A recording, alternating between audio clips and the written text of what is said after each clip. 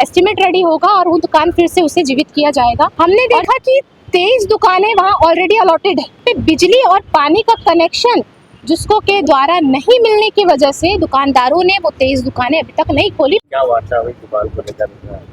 जी, जो 19 तारीख को जो अतिक्रमण हटाओ के माध्यम से, या फिर हम ये कह सकते जो केस किया था कुछ पर्टिकुलर लोगों के माध्यम से केस हुआ था। इन 6 दुकानदार जो वहाँ पे अपना दुकान रोजी रोटी चलाते हैं, उनके दुकानों को हटाया गया था। ये हाई कोर्ट का निर्देश, ये उस पर ही हुआ।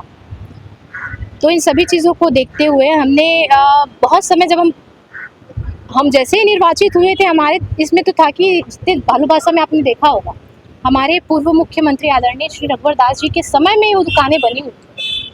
पर अभी आप देखेंगे, आपने उस समय से अभी तक उसमें सिर्फ और सिर्फ कितनी दुकान खुल रहे हैं? कम से कम 3-4 दुकानें खुल रही हैं, बाकी नहीं खुल रहा कोई दुकान। तो इस चीज़ों को लेकर पहले भी हमने सोचा था, पर जिस प्रकार से संगठनात्मक कार्य मिला, फिर कार्यभार बढ़ते चला गया, बहुत सारी चीज़ें हुई जिसकी वजह से हम उस पर ध्यान नहीं दे पाए। पर अब जिस प्रकार से इन्हें जो है उनके दुकानों को हटाया गया, हमारा ये था कि इनको पुनः वहाँ पे इनके दुकान को शिफ्ट कराना, ताकि इनके रोजी रोटी पर कोई असर ना पड़े। हमने आज जेनेसी के उपनगर आयुक्त से मुलाकात की, माननीय कृष्णा कुमार जी के से, और इन्हें 6 के 6 दुकान, जो वहाँ पे 6 दुकान हैं, उन्हें अलॉट करने के लिए कहा। तो आज इन्हें जो है वो दुकानें मिल गई हैं। अब रहा मैटर कि बाकी दुकानें खुलेंगी कैसे, और वो 6 दुकानें भी खुलेंगी कैसे। अलॉट तो हो गया। हमने देखा कि 23 दुकानें वहाँ ऑलरेडी अलॉटेड है, उन्हें खोलने के लिए भी कहा गया, लेकिन वहाँ पे दुकानदार खोल नहीं रहा। बाकी रही 30 दुकानें, तो 30 दुकानें भी अलॉट नहीं हुए। अब इसमें बात आता है कि 23 दुकानें खुली क्यों नहीं? तो वहाँ पे बिजली और पानी का कनेक्शन जिसको के द्वारा नहीं मिलने की वजह से दुकानदारों ने वो 23 दुकानें अभी तक नहीं खोली, पर वो रखे हुए वो दुकान। तो इन सभी चीज़ों को लेकर जब हमारे माननीय पूर्व मुख्यमंत्री रघुवर दास जी के पास से सारी चीज़ें आई, तो उन्होंने जिसको के वरीय अधिकारी से भी बात की थी कि उन्हें बिजली और पानी का कनेक्शन दिया जाए। पर जब वो सत्ता में रहे नहीं, पद में रहे नहीं, उसके बाद फिर ये सारी चीज़ों पर किसी ने ध्यान नहीं दी।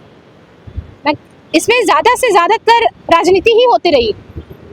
जिस चीज़ों को मैं समझ पा रही हूँ, देख पा रही हूँ कि ज़्यादा से ज़्यादातर वहाँ पे मुद्दों को भटकाने का काम किया गया, राजनीतिकरण करने का काम किया गया, और सभी की सभी चीज़ें धरी की धरी रह गई। अब दुकानें जो है वो मरम्मत मांग रही, कंडीशन भी जर्जर हो गया है। हमने कृष्णा कुमार जी से कहा है कि उन दुकानों को रिपेयर कराया जाए। उन्होंने कहा कि हम वहाँ पे ये भेजेंगे वहाँ पे अपने अधिकारी, और एस्टिमेट रेडी होगा और वो दुकान फिर से उसे जीवित किया जाएगा। और जितने लोगों को 23 दुकानें मिली थी, उन 23 दुकानदारों ने बिजली और पानी के लिए अप्लाई कर दिया है जुस्को। उस एप्लीकेशन को लेकर भी हम जुस्को के अधिकारी से मिलेंगे, एमडी साहब से मुलाकात करेंगे और उन्हें बिजली और पानी का कनेक्शन देने के लिए कहेंगे, क्योंकि ये बहुत ही निम्न तबके के लोग हैं जो अपना गुजर बसर वहाँ से कर रहे हैं। तो बिजली और पानी देना आपका जो है दायित्व बनता है, आप दीजिए उनको। तो ये सभी चीज़ों को लेकर जैसे ही बिजली पानी के लिए हम आगे बढ़ेंगे, मिलेगा, वो 23 दुकानें जगमगाने लगेंगी, खुलेंगी, और बाकी जो दुकानें हैं उससे रिपेयर करा के भालू भाषा में भी जो देखिए, मेरा तो यही मानना है कि जहाँ पे जो दुकानें अभी तोड़ी जा रही है या किसी कारणवश हाई कोर्ट का आदेश आ जा रहा है, तो उसे धीरे धीरे वहाँ पे शिफ्ट किया जाएगा। अभी फिलहाल दुकानें चल रही हैं, वहाँ पे जो बाकी दुकानें उस पर कोई आपत्ति नहीं है, वो दुकानें अभी चल रही हैं और चलती रहेंगी। जब आने वाले भविष्य में अगर कुछ ऐसा होता है तो पहले इनको शिफ्ट किया जाएगा वहाँ पे, फिर उस पर अगर हाई कोर्ट का निर्देश रहा तो उसे हटाने के लिए कहा जाएगा।